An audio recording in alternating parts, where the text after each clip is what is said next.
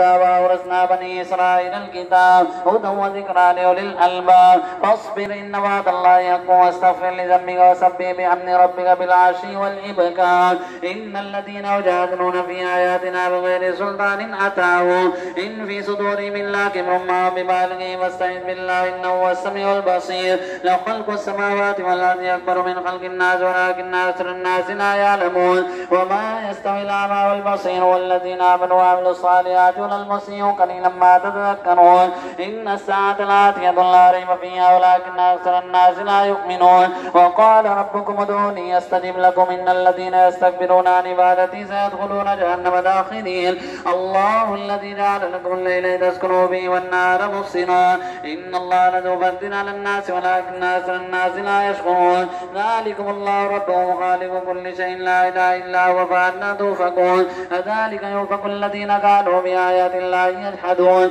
الله الذي جعل لكم الأرض قرارا والسماء بناء وصوركم وأحسن صوركم ورزقكم من الطيبات ذلكم الله ربكم وتبارك الله رب العالمين هو الحي لا إله إلا هو فادعوه مخلصين له الدين الحمد لله رب العالمين قل إني نهيت أن أعبد الذين تدعون من دون الله لما جاءني البينات من ربي وأمرت أن أسلم لرب العالمين هو الذي خلقكم من تراب ثم من نطفة ثم جعلكم أزواجا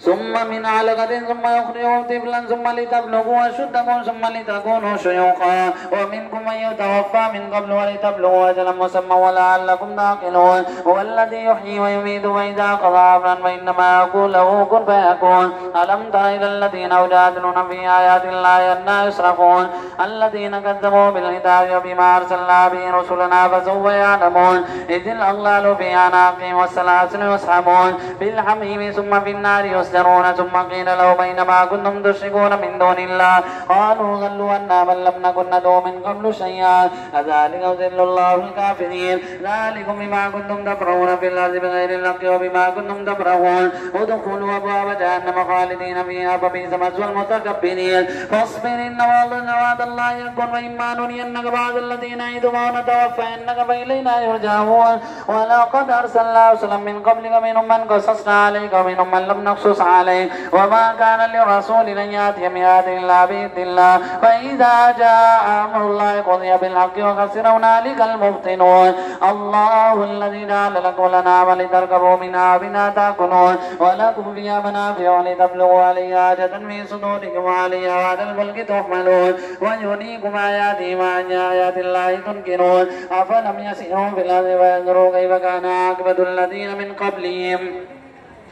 كانوا أكثر منهم وأشد قوة وآثارا في الأرض فما أغنى عنهم ما كانوا يكسبون فلما جاءتهم رسلهم بالبينات فرحوا بما عندهم من العلم وحاق مما كانوا به يستهزئون فلما رأوا بأسنا قالوا ولما رأوا بأسنا سنة الله التي قد خلت في عباده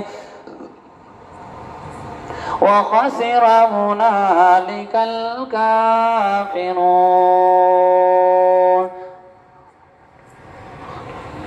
فلما رأوا بأسنا قالوا آمنا بالله وحده وكفرنا بما كنا به مشركين فلم يكن ينفعهم إيمانهم لما رأوا بأسنا سنة الله التي قد خلت في عباده وخسر هنالك الكافرون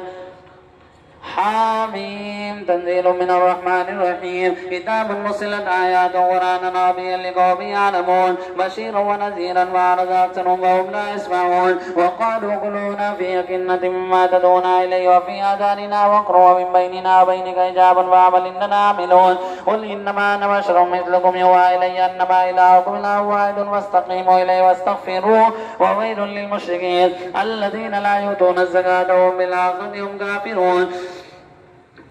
قل أئن الذين آمنوا وعملوا الصالحات لهم أجر غير ممنون قل أئنكم لتكفرون بالذي خلق الأرض في يومين وتجعلون له أندادا ذلك رب العالمين وجعل فيها رواسي من فوقها وبارك فيها وقدر فيها أقواتها وفي 4 أيام سواء للسائلين ثم استوى إلى السماء وهي دخان وقال لها وللأرض ائتيا طوعا أو كرها قالت آتينا طائعين فقضاهن 7 سماوات في يومين وهو في كل سماء أمرها وزينا السماء الدنيا بمصابيح وحفظا ذلك تقدير العزيز العليم فإن أعرضوا فقل أنذرتكم صاعقة مثل صاعقة عاد وثمود إذ جاءتهم الرسل من بين أيديهم ومن خلفهم من لا تعبدوا إلا الله قالوا لو شاء ربنا لأنزل ملائكة فإنا